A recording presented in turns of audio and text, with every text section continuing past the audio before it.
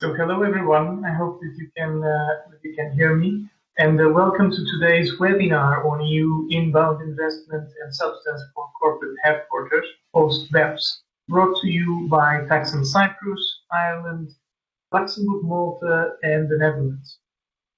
We will be discussing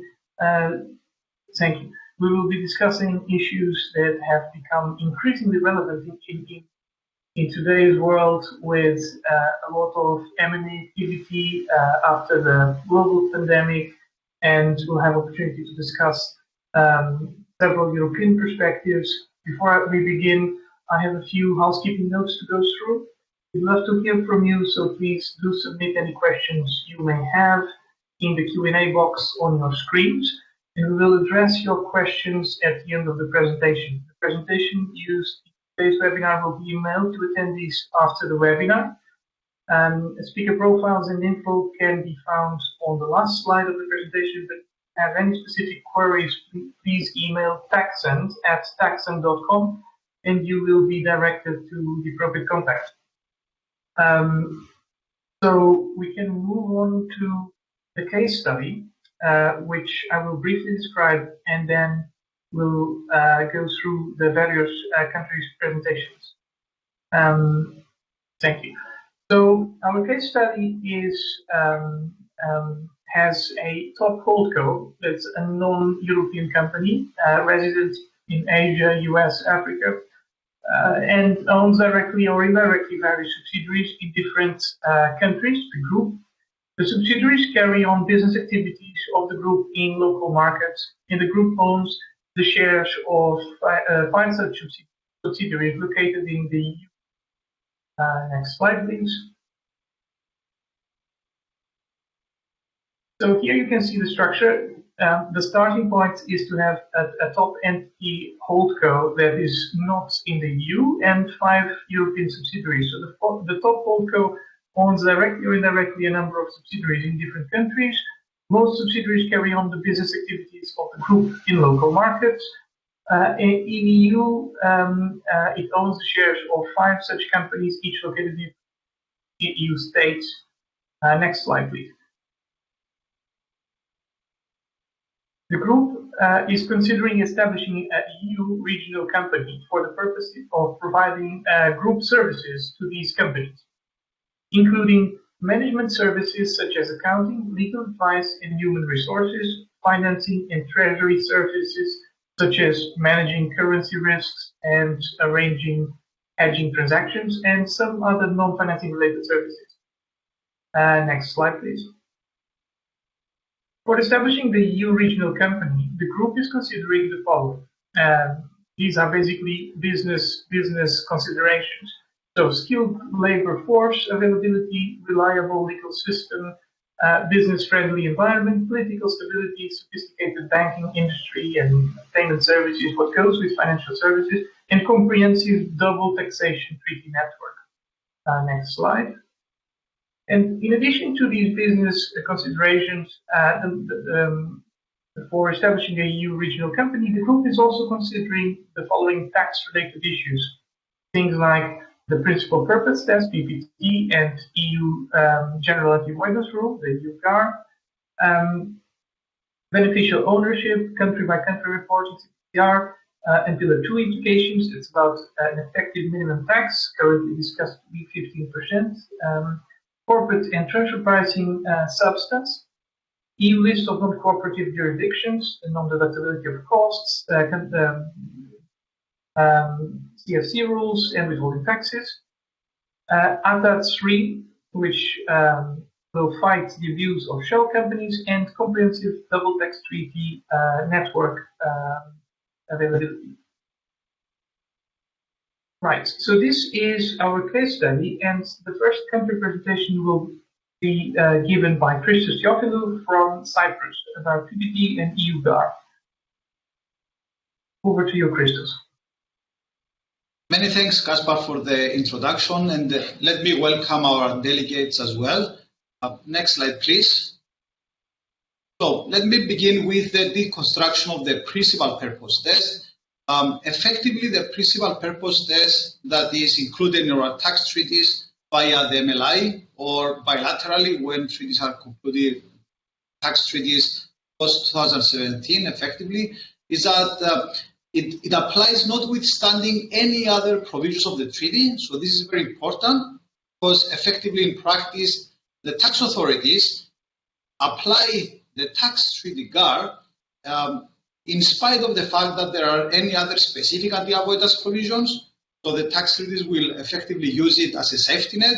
First, apply the specific anti-avoidance provisions, and if those specific anti-avoidance provisions does not work, they will effectively use the tax treaty GAR to pick up a transaction that previously was not able to do that.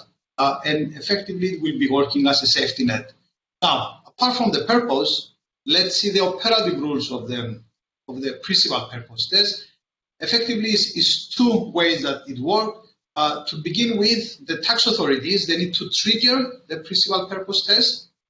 And triggering it, unfortunately, is very easy because they only need to reasonably conclude that there was a benefit obtained by the taxpayer that was not one of the principal purpose of the treaty.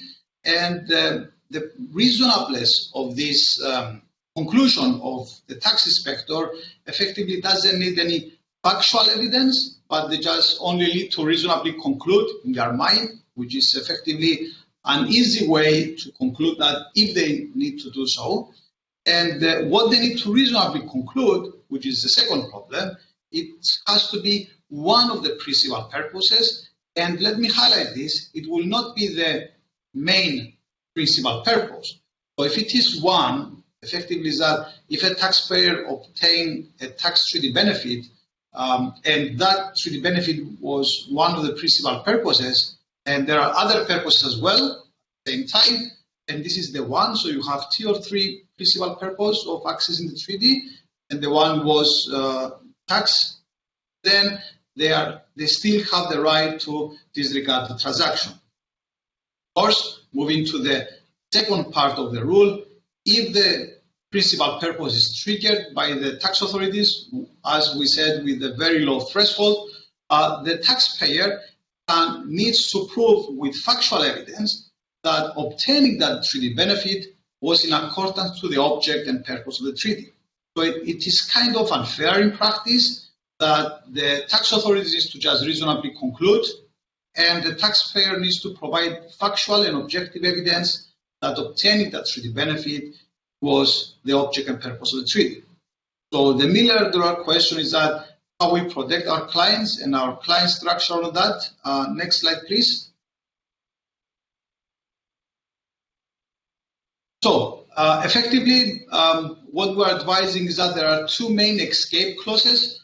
The one is proactively, so clients in practice need to proactively bulletproof their structure that they don't obtain a tax-free benefit. It is one of the principal purpose, so this should be done proactively. And if that doesn't work, effectively, reactively, the taxpayer needs to prove that in doing so, it was in accordance to the objects and purpose of the treaty. Next slide, please. In practice, how do we find that the benefit is not on a principal purpose? I mean, proactively, as we mentioned before, is that if we look at deeply in the commentary of the OECD, we'll find an example that says that obtaining a treaty benefit where the arrangement was inextricably linked, and I'm highlighting the inextricably linked to the whole commercial activity, then activity will unlikely be considered that it was a principal purpose of obtaining the treaty benefit. So effectively, the OECD commentary interrelates the commerciality of the transaction and the economic reality of the transaction with the activities of the company in order to protect taxpayers from denying their treaty benefit. Next slide, please.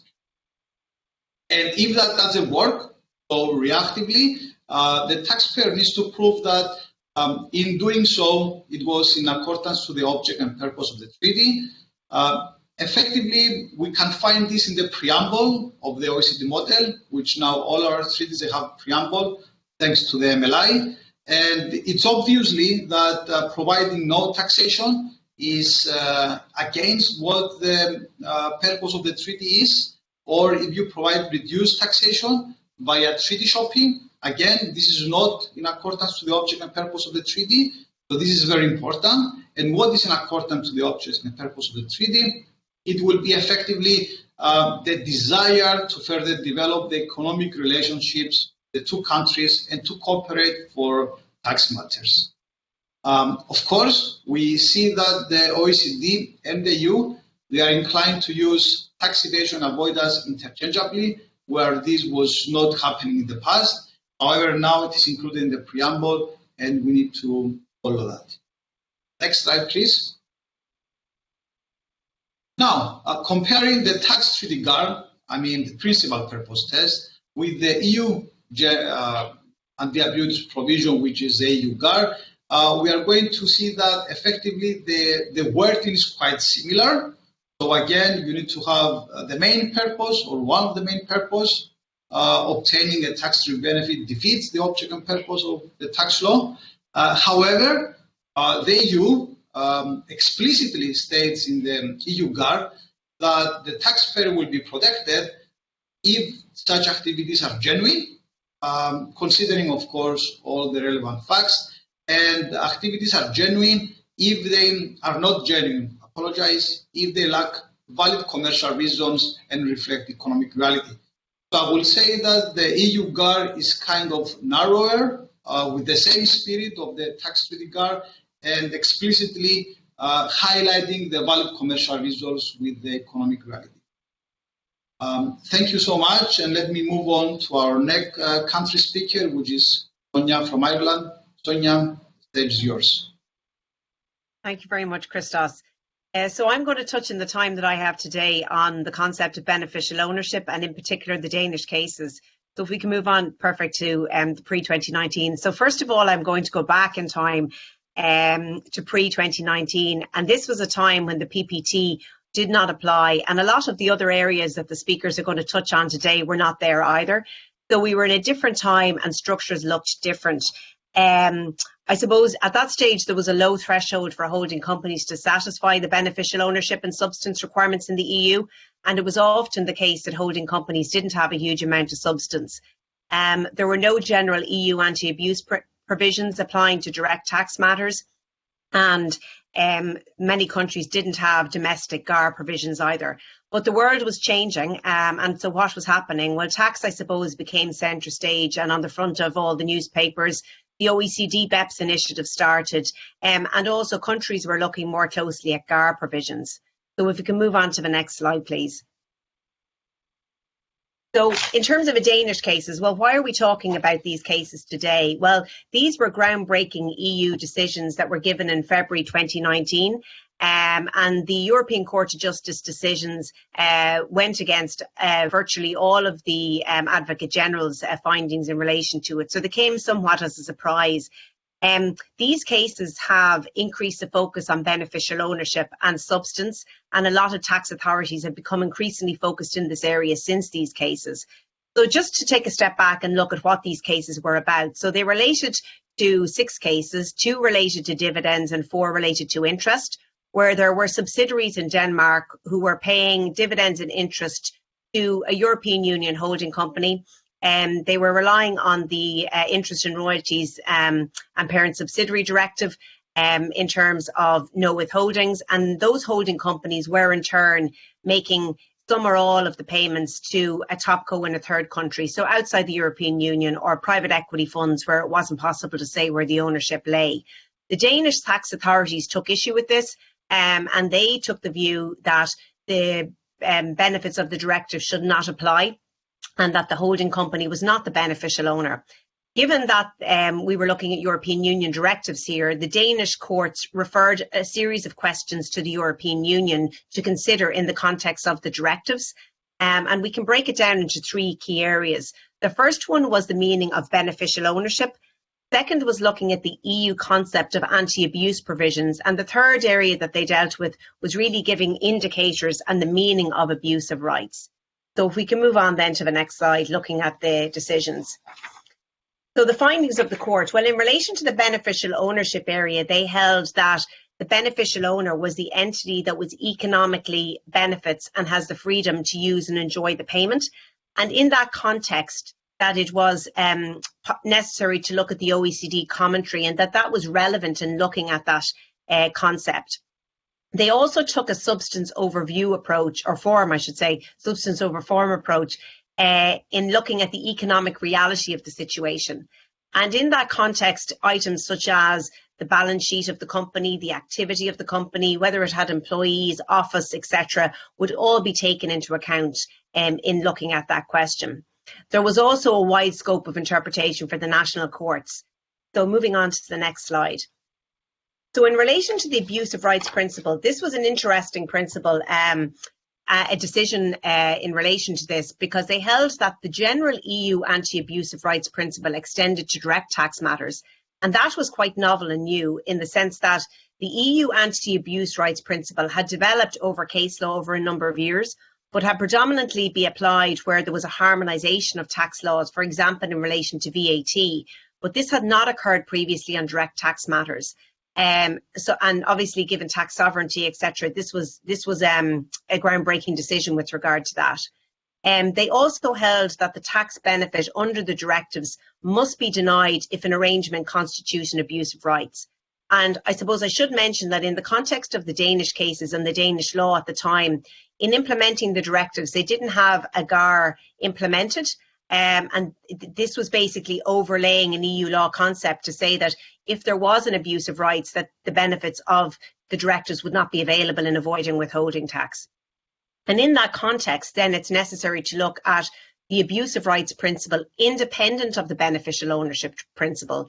So, for example, even if the holding company is the beneficial owner of the dividend or interest, we still have to look at whether there's an abuse of rights, and if there is, the benefits of the directive are not available.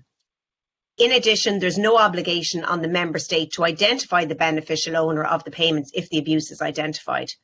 I should say that these were the findings of the European Court of Justice, but they obviously did not decide the facts as presented to them in the case. They were looking at the questions that were posed to them. In terms of the decision, the cases have been referred back to the Danish courts, and I'll touch on that in a second in terms of a recent update in relation to that. So really what the court did was it indicated a number of indicators of abuse of rights. So in terms of assisting the court in making a decision as to whether there was an abuse of rights or not, I've touched on some of them here in the slide. If the structure is one purely of form with the principal objective of obtaining a tax advantage that runs counter to the aim of the applicable law, again, that resonates with what Christos has said earlier in terms of what the PPT is trying to achieve. If the dividend and interest payments are very soon after receipt passed on to entities that wouldn't have benefited from the directive, and if a contractual or legal obligation on the recipient company to pay interest or dividend exists, and that of course resonates with the concept of beneficial ownership and what we're used to looking with regard to that. So as I say, the cases were referred back to the Danish courts. Two decisions were given in May of this year by the Danish High Court in relation to the dividend cases, and they broadly followed the decisions in relation to and the concepts of the European Court of Justice. But in one case, there were dividends paid from the Danish entity to, I think, a Cypriot entity and then on to an offshore jurisdiction, but ultimately to the US. And they held that that was done in relatively short order over a few months. And they held that when you look through it, actually the payment from Denmark to the beneficial owner in the US would have benefited from treaty relief. And on that basis, it wasn't an abuse of rights, and therefore that no withholding should have been made. Now, these cases, obviously, there's further decisions awaited, and I'm sure they're going to be subject to appeal and go to the Supreme Court. So the final outcome has yet to be determined. So then finally, moving on then to the last slide in terms of what are the implications of the Danish cases? Well, in effect, they've had a much higher threshold for beneficial ownership since these judgments were given. And there's been a particular focus across EU member states in terms of these cases. And they have been referred to in a lot of judgments in a number of countries such as France, Italy and Belgium, to name but a few. The tax authorities have become more focused on this area in terms of beneficial ownership and abuse of rights.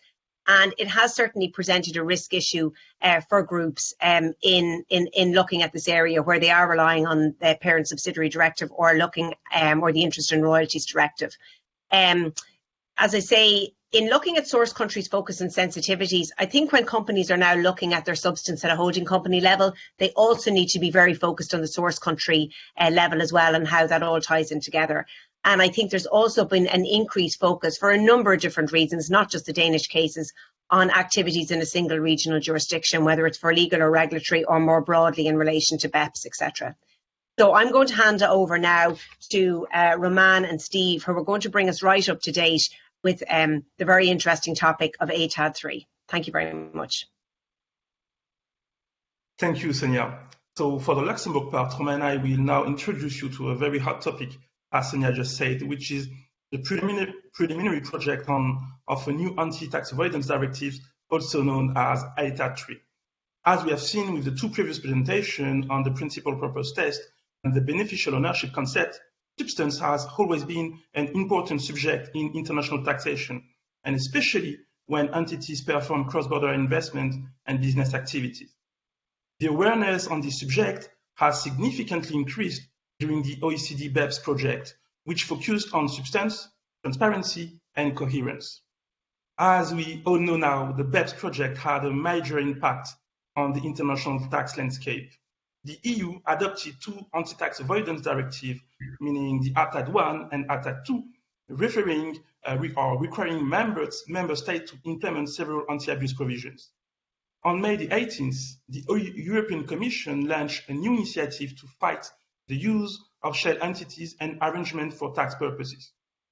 We can also reasonably say that the OpenLux articles published by a consortium of journalists in February this year have put some pressure on the European authorities. In a nutshell, what is ATAD 3? For the moment, ATAD 3 is just a consultation on tax avoidance in order to fight the abuse of shell entity and arrangement for tax purposes. Indeed, the EU Commission believes that taxpayers operating cross-border are using legal entities with no or minimum substance and no real economic activity to reduce their tax liability. The initial consultation was made under the form of a questionnaire, which was closed on 27 of August 2021. We can skip to the next slide. The questionnaire included 33 questions, which were very, very oriented, such as, for instance, why the current anti-tax avoidance package is not sufficient to fight shell entities, or how do we define a shell entity, or again, what type of anti-shell entity rules can be implemented. The purpose of the consultation is to come by Q4 2021 into a legislative proposal setting out rules to neutralize the misuse of shell entity for tax purposes. I now hand the pass to Romain to discuss the next point on ATAD 3. Thank you, Steve. Next slide, please. So now that we have gone through the key features of the consultation, we basically thought we should take some time to consider whether the existing legislative arsenal might not in fact be sufficient to tackle what the consultation aims at addressing. So substance is clearly one of the cornerstones of domestic and international tax rules, which drives, for example, the application of tax treaties or access to EU directives.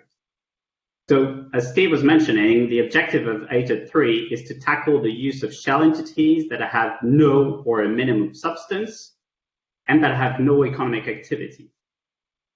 So ATAD 3, in a way, may suggest that there may be a one-size-fits-all approach when it comes to substance, which we believe that this working premise is ignorant of the fact that substance is actually, in practice, a very dynamic concept. Because each company you may think of has a very specific functional and risk profile, which is contingent on the industry it operates in, as well as the activities of that very own company. So that substance, in our view, should be tailored on a case-by-case basis. Also, over the years, and as a result of the BEPS initiative, the European legislative arsenal has been massively enhanced to tackle tax avoidance, tax evasion, as well as the use of shell entities. So without going into the various specificities of all that, ATAD introduced several anti-abuse rules such as CFCs, exit taxation, interest deduction limitation rules, as well as a GAR. And ATAD 2 has extended the hybrid mismatch rules to third countries, and also DAC 6 also introduced reporting obligations on tax intermediaries. There are also other initiatives that are being revamped using new acronyms. This is notably the case for the Common Consolidated Corporate Tax Base, which is known as CCTB, or CCCTB, sorry, which will now be known as Business in Europe Framework for Income Taxation, or BEFIT. In addition to that, the treaty benefits may now be denied where the principal purpose test is not satisfied. And so in that context, substance is a key driver in assessing whether the PPT is met or whether there are other beneficial ownership considerations. So this very exercise is cognizant of the need to assess facts and circumstances of each case as opposed to a one-size-fits-all approach. And what's actually worrying about ATAD 3 is the fact that while we have seen there has been a significant, there is a significant legislative arsenal nowadays, there's unfortunately no quantitative data available as of today to confirm whether or not that legislative arsenal is sufficient to combat tax avoidance and tax evasion. So to give you a few highlights, for ATAD 1, for example, the tax filings more or less have just begun, especially because most countries have delayed the filing of the 2019 tax returns as a result of the pandemic. So it has only been recently possible to collect data on CFCs, interest deduction limitation rules, and the likes. In the case of ATAD 2, which is more recent, it is unlikely that we have any hybrid mismatch data available because 2020 was the first fiscal year for when it started to apply. And finally, on DAC 6, you all know that the reporting was delayed by 6 months and only started 9 months ago. And so while we already have some data available, it is unlikely to be sufficiently reliable to form an opinion. And so to come back on ATAD 3, the very fact that one is trying to define what a shell company is may lead to that one-size-fits-all approach, which in a way would contradict the principles laid down by the EU on anti-abuse legislation. And more specifically, if you look at the Cabaret-Trax case law, anti-abuse legislation has to target wholly artificial arrangements that do not reflect economic reality and whose purpose is to unduly obtain a tax advantage. So what it means in practice is that when you start assessing whether there is fraud or an abuse, the tax authorities may not necessarily or are not allowed to rely on a predetermined general criteria, but have to examine the entire operation and its specificities. So clearly, it's an opposite view to this one-size-fits-all approach. So as Steve was saying, that this piece of legislation is clearly on the political agenda, and this was recently reaffirmed by the President of the European Commission in the speech on the State of the European Union that took place on the 15th of September. So care will therefore need to be given on that draft legislation as and when it becomes available. So with all this, I'll hand over to Walter, who will talk about substance in Malta. So thank you, Romain. I'll move on to the next topic, which is substance. So as we've heard from practically all the speakers, substance has become very important.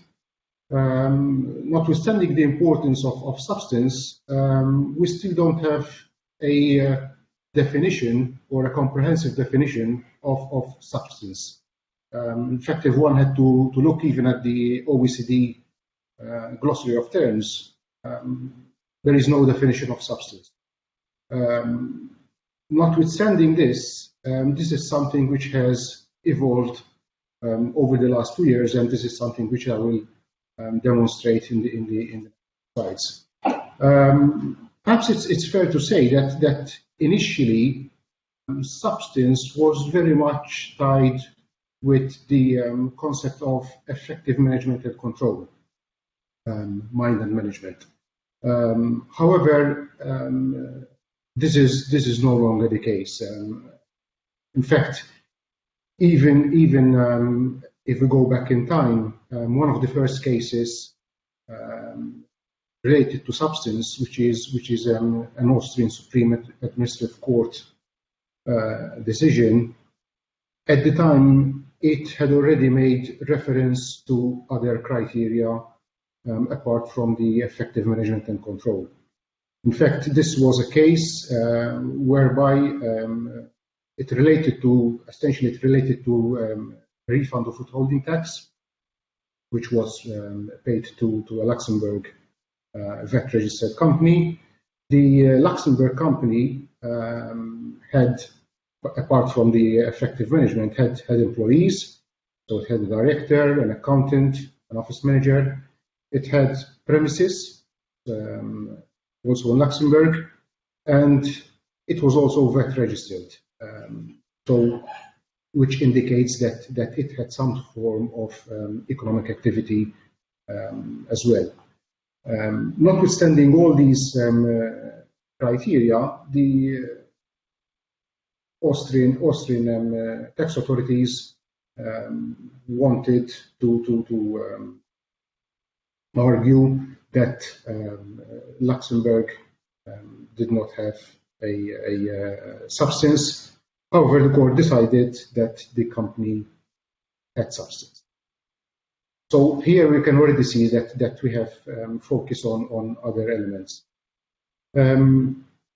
As we've seen already before, as Sonya highlighted, then apart we had the Danish cases, which I will not go into detail. Obviously, there were 6 cases, as Sonya said, 2 related to the PSD, the parent subsidiary, and 4 directives, 4 cases related to the interest and royalties directive. Next slide, please.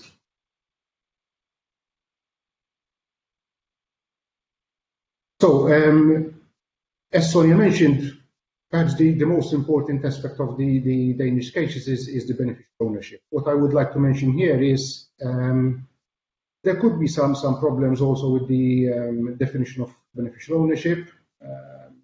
Obviously, we have the concept that the EU law takes precedence. However, if one looks into the tax treaties, Article 3 and 2 of the OECD Model Tax Convention provides that when it comes to beneficial ownership, this is based on the domestic law meaning definition. So already here we can see problems obviously cropping up with different definitions to the use of beneficial ownership.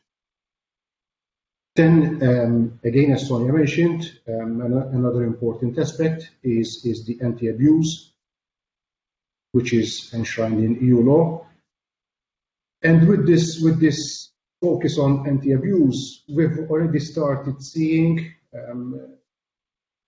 with the Danish cases that group structures with no substance, group structures where there are artificial arrangements, conduit companies, SPVs, which are used also for treaty shopping, all these started to they did not hold sort of any water, because as the speakers referred earlier on, the tax world is changing. It has changed a lot. So substance evolved, and these concepts became very important. One aspect, in fact, which as we will see also later on with respect to BEPS, is that substance is very now much focused also with the concept of value added, value creation. I'll come to that at a later stage. Obviously, the aspect of anti-abuse is also dealt with in the Parent Subsidy Directive, and the purpose here of the anti-abuse in the PSD is to avoid the double non-taxation when there is obviously payment of dividends. Now, as we all know, that many countries do have the participation exemption when it comes to dividends, which means that with the participation exemption, obviously exempting the dividends, there must be a pickup in the source country. Next slide, please.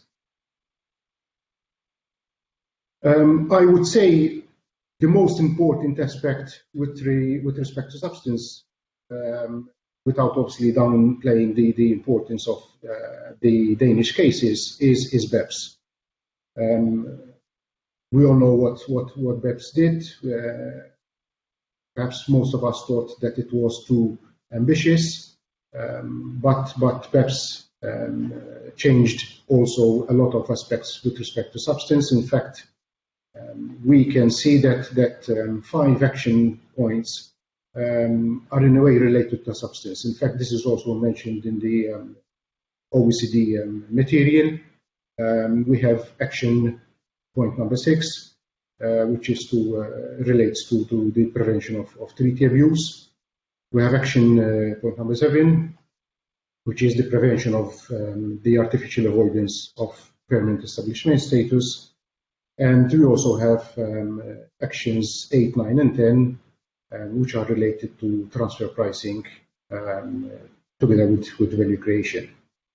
So as you can see, BEPS is very much focused also with substance. And when we say substance, we're not just referring to the corporate substance. We're also here extending the concept to transfer pricing, the economic substance test, which it is important. In fact, from the material, we see that it is not only necessary to have the mind and management, which is what I referred to initially. It is also important to have the core economic, the core income generating activities, and also adequate people, premises, and expenditure. So we are very much seeing that with BEPS, although we still have no definition of substance, the concept has evolved, and we can already list a number of characteristics which must be present in order to have substance. Next slide, please. What I would like to highlight here is, apart from the actions I've mentioned earlier on, which are also mentioned by the OECD, 5, 6, and then 7 to 10, there is also action 5, which is related to intellectual property. But here we can also see that there is a lot of focus on substance as well. And in fact, I mean, these are sort of copy and paste from the OECD material, and we see that the merely passive holding of an IP asset in a jurisdiction obviously doesn't hold any water, and periodic decisions of non-resident board members either. In fact, it is very important to have, apart from these, which obviously I think everyone is used to these things now, it is very important to have premises, expenditure, and income generating activities. So the focus, the shift has been through these cases, and especially with BEPS, more now on the concept of value creation. So substance has evolved. We're not only looking at obviously all the things which were mentioned by Christos, the PPT, Sonya, the beneficial ownership. I think BEPS has moved a step further, and we need to make sure that the income generating activities are of a value creation. So substance is something tangible. Next slide, please. Soon after BEPS, obviously, we've had the COVID, and obviously the OECD again issued some guidance with respect to more than on substance. It's more focused on permanent establishment, but it's very much related, or obviously, to the substance. The concept of permanent establishment obviously is found in the tax treaties. As we all know, with the advent of COVID, most of us were working from home. In fact, one of the concerns, which is very much related to today's topic, is the concern of the creation of a permanent establishment by having employees working from home or creating an HGCPE. But obviously, the OECD clarified that this is more of a temporary nature, and therefore it made it very clear that having employees working from home from another jurisdiction, so on and so forth, does not create a permanent establishment and does not create substance. The other concerns relate more to individuals, so I will not touch upon those in today's seminar. Apart from the guidance from the OECD, we've had a number of member states also issuing legislation, like the Netherlands and also Luxembourg, which have issued legislation to cater with this issue. Obviously, many countries issued guidelines rather than legislation. Next slide, please. So, for me to conclude, as I perhaps mentioned already, although we still obviously have no definition of the concept of substance, with the cases we've seen, particularly the Danish cases, and as I've said, with the introduction of BEPS, we can already list a number of characteristics which must be present in order to have what I would refer to as real substance. So gone are the days where we would focus on effective management and control. Perhaps also gone are the days where you rent an office or have an office and an employee. I think as time goes by, we are going to see not only issues related to the anti-abuse and all the things which we've already mentioned, but also the concept of value creation, so real substance at the level of the jurisdiction. What's next with respect to substance? Obviously, Steve and Romain already highlighted what ATEC 3 will bring, and we may see some changes also to substance with the advent of ATEC 3. Obviously, today we haven't mentioned the concept of substance when it comes to the tax digitalization. Obviously, we are more focused on the corporate substance and transfer pricing, but obviously the cyber world is an area where it could also create issues for substance. And I would like to end my presentation by asking a question more than anything else. Obviously, we know that the G20, and it's not just the G20, actually, it's many countries, practically the majority of the countries, have agreed to the global minimum tax. It's still obviously early days to speculate on this, but my question is, will substance continue to be relevant with the introduction of the global minimum tax? And I would like to end it here also in the interest of time. So I'll pass on to Evert-Jan from the Netherlands for the last topic. Thank you. Yeah, thanks, Walter. And indeed, in respect of time, I'll keep it short but relevant. What is curious to what the other presenters and Walter, you specifically mentioned, is the lack of definition of substance. That is something what I want to briefly discuss. Is that the Netherlands, how the Netherlands developed their thoughts on substance.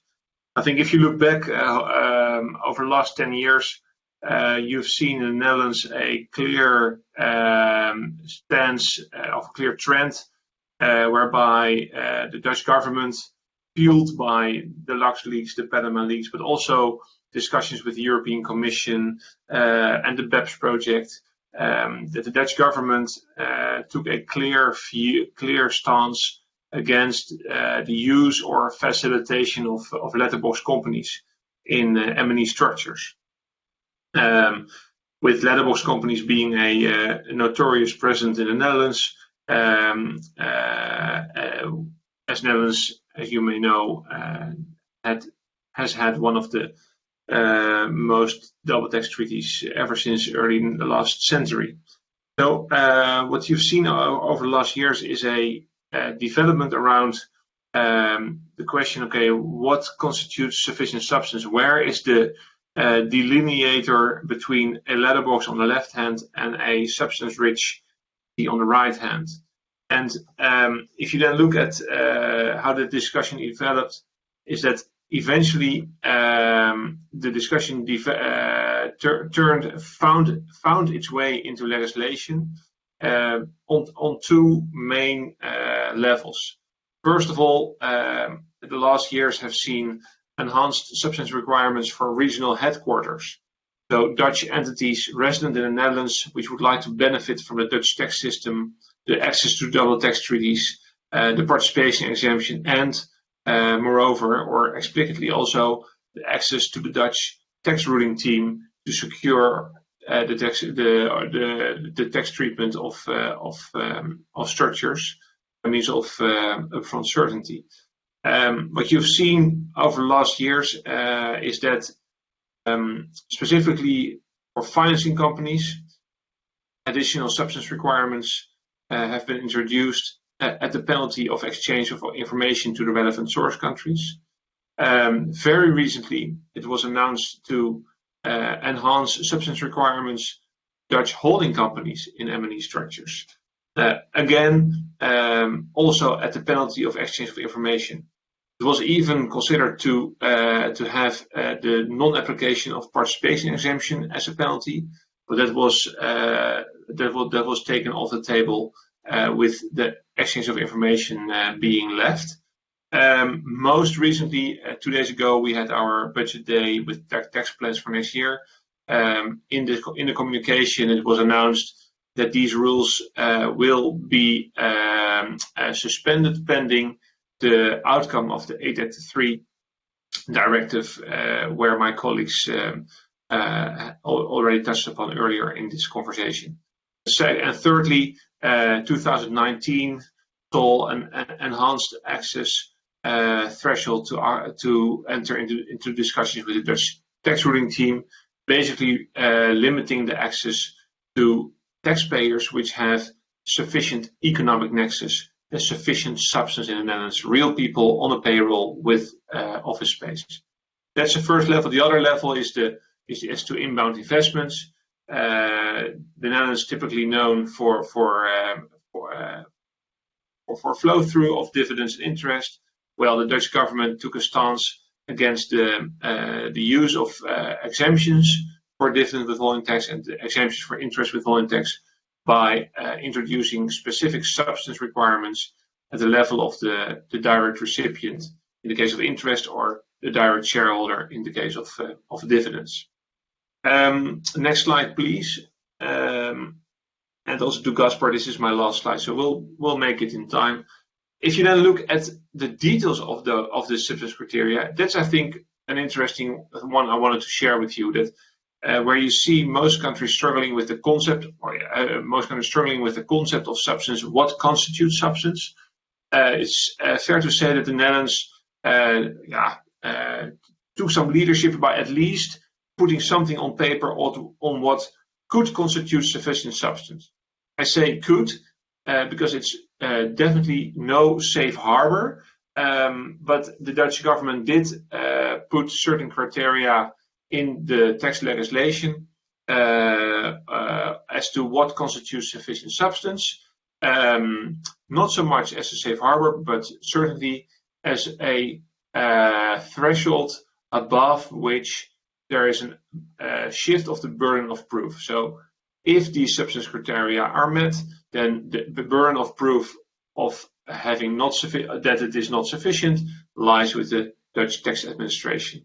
If you then specifically look at these criteria, I think the two key items that were introduced for most of the substance rules is a explicit payroll cost of employment cost requirement, 100K for most countries, and again, alpha space at disposal. It's good to understand that employment cost is not ever any employment. No, according to the Dutch tax administration, only employment costs which are relevant for the holding function, relevant for the financing function, relevant to the shareholder function, as the case may be, only these employment costs count up to the 100K. And also with reference to what Oliver said earlier today, I think and that's also what you see in the legislation, no safe harbor anymore, and counter evidence remains possible. So even if you do not have, even if you do not meet the employment cost requirement for most of the substance rules in our legislation, there is a counter evidence that refers to the Gaspar swaps case, which says that the ultimate test is being able to show that there is not a wholly artificial arrangement. So even the substance definition always, for most cases, leaves open a counter evidence possibility by arguing clearly with facts that the structure is not wholly artificial. With that, I think I would like to give over to Gaspar, also in respect of time, so that we can have ample time for our panel discussion. Thank you all for the presentations. The next session is the panel discussion. I've got some questions that I've received. Also questions. I'm receiving questions from the attendees. Please don't hesitate to write them down. I'll ask them to the panelists. You can also indicate to which panelist you would like to address it. I have a question for Cyprus. Christos, what are the concerns that your clients are facing when structuring their investments via Cyprus in light of the PPT and the UGAR? Yeah, thank you, Gaspar, for the very practical question.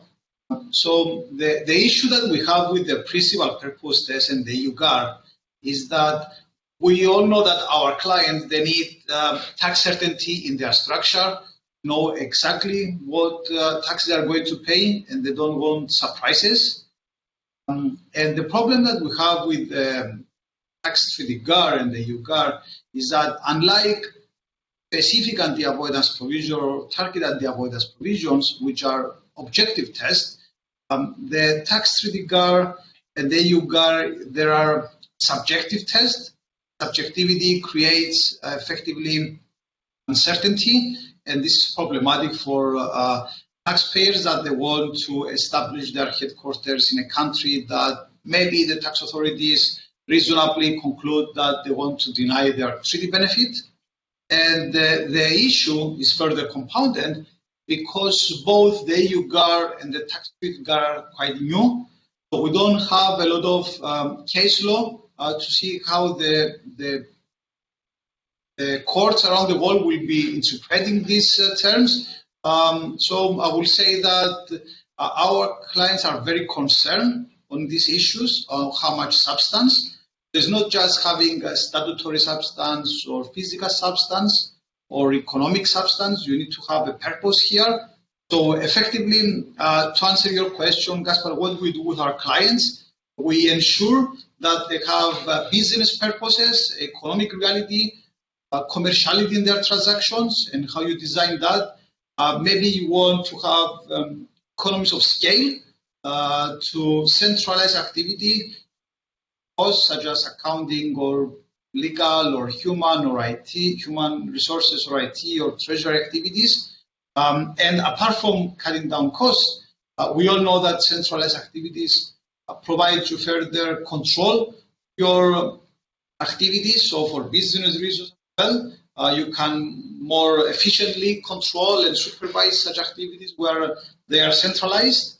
So effectively, these are all business reasons. And also, of course, moving to a country, you need to see the proximity. So, for example, Cyprus is in the hub of EU, Asia, and Africa. So proximity is very important. Of course, you can also have, you need to see whether you have skilled labor or banking industry, political stability, of course. And at the end of the day, you need also have a double tax network. So effectively, we are designing the structure to have not only tax purpose, but other purpose. And in this way, we see that our clients feel secure to centralize activities in one region, to have a meaningless commercial and economic purpose, be in Cyprus or another jurisdiction. And in this way, tax authorities around the world, they will find a lot of reasons not to deny such treaty benefit. I totally agree with all our colleagues that unfortunately there is no single definition on substance, and in this respect it all comes to the different action plan steps. So if the transaction is treaty benefit, you need to see action BEPS 6. If the transaction is transfer pricing, you need to see action 8 of 10. If the transaction is on harmful tax competition, you need to see BEPS 5. So it really depends on the type of the transaction, the purpose of the transaction, and of course we are effectively advising our clients accordingly. The stage is yours, Gaspar. Thanks, Christos. I've got a question about Ireland. Sonya, what can you give us? Can you give us an Irish perspective on the proposed structure where you have the EU headquarters in Ireland, or equally an operating company in Ireland? Sure, no problem. I'd be happy to do that. Yeah, I suppose from an Irish perspective, a lot of the themes that have been discussed earlier in terms of substance and in terms of commercial reality and business purpose are front and centre in Ireland as well, in looking at structuring and looking at the activities in the holding company. So I think, you know, on an overall perspective, the types of questions in terms of what will the company do, who will carry out the functions, what kind of skills do they need, in terms of carrying that out, and what's the business purpose for it, and what's the actual headcount and requirement in terms of that. As we said, there isn't any hard or fast rule in Ireland in terms of substance either, but this often ties into the question from a tax perspective in terms of Ireland and whether the company is regarded as trading and taxed at 12.5% or a passive company at 25%. So it is quite topical and definitely something that is focused in on. I suppose what we have seen in Ireland over the years, and particularly since BEPS 1.0, given the increased focus on substance, a lot of companies have been looking to consolidate their substance, and we have seen a lot of companies having holding companies in Ireland carrying out those type of services that you've mentioned in the case study. But equally also on the IP management side, and Walter touched on this briefly earlier, whether that's as a result of the unfold of the double Irish or, for example, as a result of the focus on economic substance in offshore jurisdictions and moving IP onshore. And again, it's necessary to look very carefully at that in terms of what substance you need in Ireland or in any jurisdiction in relation to an IP holding company. Given the Danish cases, source country considerations are more and more important. And I think regardless as to where the holding company is set up, whether it's Ireland or elsewhere, you need an integrated approach in terms of looking at tax structuring. So in terms of the substance requirements in the local jurisdiction, but equally the source country requirements. And for example, if you have a holding company in Ireland that's holding shares in subsidiaries, but is merely a pure holding company for that purpose, it's necessary to look very carefully at your ownership structure above Ireland to see if the source country looked through Ireland, would there be a protection under the treaty and ensure that there is no withholding tax as well.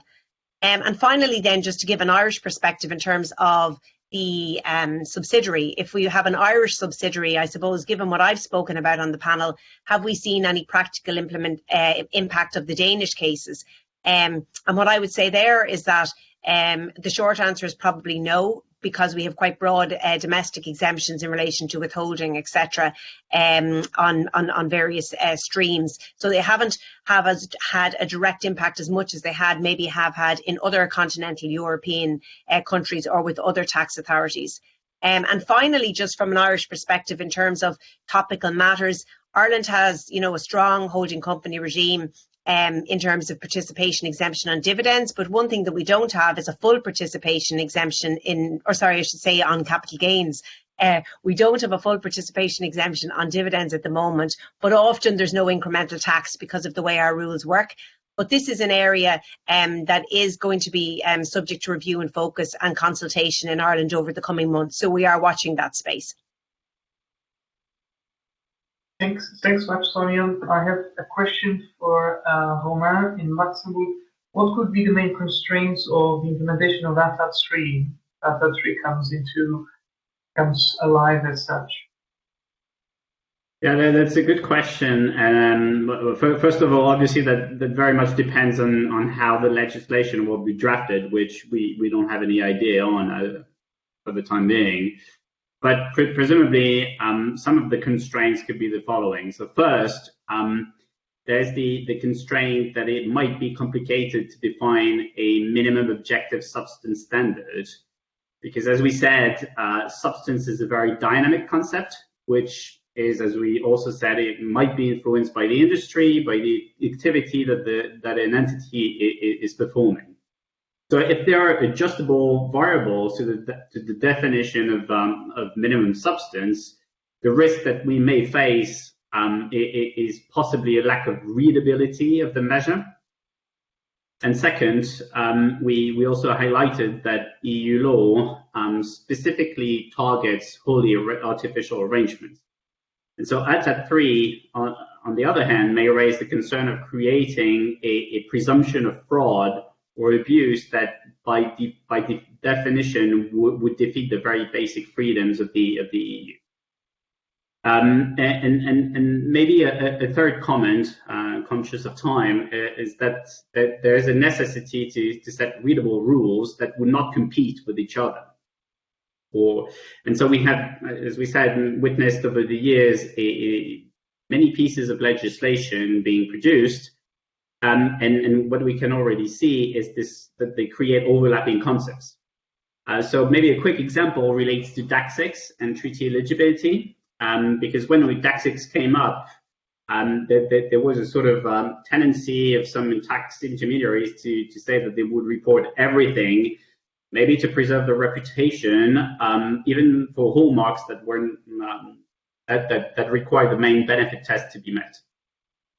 On our end, we were of the view that this was to be taken very seriously, because if one reports on the basis of a hallmark that's subject to the main benefit test, then how can you justify that the entity is eligible to treaty protection, having passed the principal purpose test that we mentioned?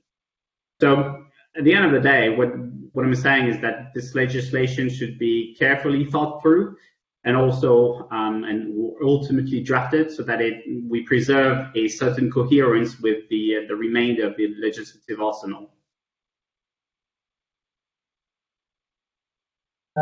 Thank you. I've got other questions for Luxembourg, maybe to go to different countries. I'll move on. Malta. Walter, what's the position of Malta on government-owned substance?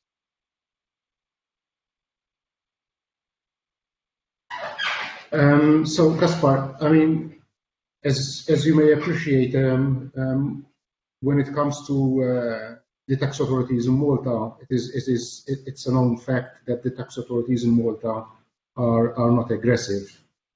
So, when it comes to substance, I would say they still focus on the traditional areas of substance and the characteristics we've highlighted.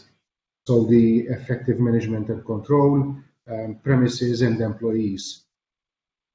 I would say we are still at the very early stages of considering the principal purposes test and the anti-abuse, which obviously the speakers highlighted earlier on. However, I think as Sonya mentioned, obviously when you have a structure, it is important not only to look at the situation, in this case Malta, but also at what the views are of the foreign tax authorities, because obviously it's usually that they would have a more aggressive approach when it comes also to substance.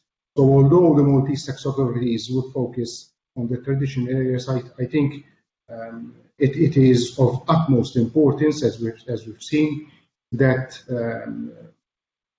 there is real substance value creation, although not required by the Maltese tax authorities. I think it's very important to look into all these aspects and create as much as possible, because it's never enough when it comes to substance. And I would leave it like at this in the interest of time. Yeah, that's very interesting. A question for the Netherlands now. What can taxpayers expect? What comes next with respect to substance in the Netherlands? Does this year's budget suggest further developments in that respect? Yeah, thanks, Gaspar. I think taking a high overlook, I think the most of the dust has settled, in the sense that the next that the 100K and the burden of proof and the interpretation of substance given by the Dutch tax administration over the last years will continue to be will continue to apply going forward. No indications in yesterday's budget that indicate to further changes, with one exception, and that is that that is the substance for holding companies at the penalty of exchange of information. Further details are announced for this winter, pending the publication of the 883 directive on the European Commission plans against the use of letterbox companies.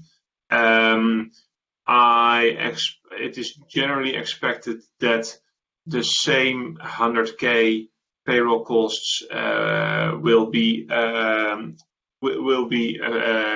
requirement for holding companies claiming a participation exemption, and the industry is looking forward to has a keen eye on hopefully some realistic guidance here, how to work with 100K in the context of multi holding vehicles in a MNE structure.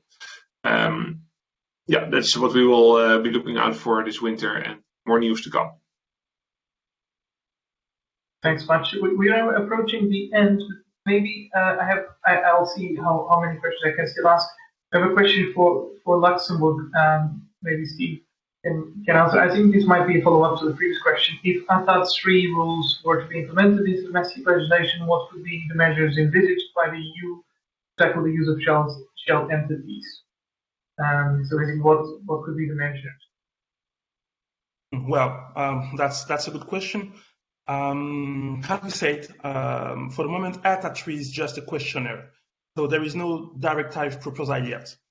However, the Commission has made the following proposal in that questionnaire. So it's kind of 5 measures.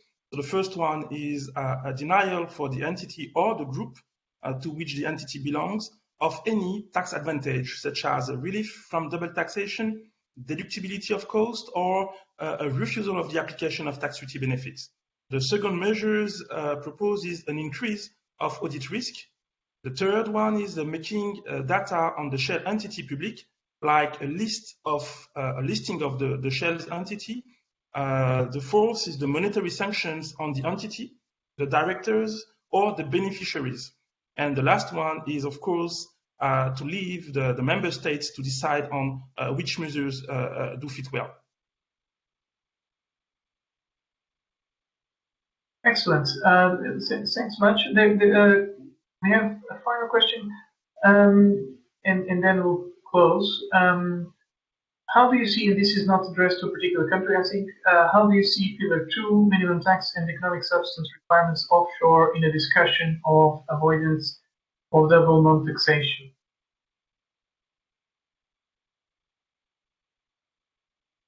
I don't know. Does someone want to comment? Perhaps. Yeah, let me pop in Gaspar for Pillar 2. It really depends on the type of the group and the type of the entity. Is that because Pillar 2 has 2 levels of denying benefits. The one is the subject to tax rule that works on its own. Effectively, they are discussing a rate close to 7.5%. This will apply on tax treaties. The threshold, the personal scope of Pillar 2, I will say they are discussing something between the small and medium size up to 750 million. This part, I will say, it will affect more offshore jurisdictions rather than onshore. And of course, you have the standard, the 50% that they are currently discussing, the total effective tax rate, which is what it is agreed until today, the 750 million groups that it applies for country by country reporting. So the issue, it really depends because it's not about actual economic substance criteria. It's about effective tax rates on both levels, at domestic level, which is the effective tax rate, and tax treaty level, which is the subject to tax rule. Of course, there are some carve-outs on Pillar 2. Unfortunately, the carve-outs on the first blueprint that was similar to the BEPS 5, they were not adopted on the final blueprint published last year. So the OECD moves to a more formulaic approach rather than IP box and the like. So this formulaic approach has not been agreed yet. However, we know that the 2 variables of the formulaic approach will be labor and capital. And labor, not just administration labor, but labor that has to do with the development of the asset and the core activities of the company. So I will say that it really depends on the size of the group, whether you see that at domestic or treaty level, and whether you will fit in the formulaic approach that the OECD, together with the EU, are trying to agree on Pillar 2.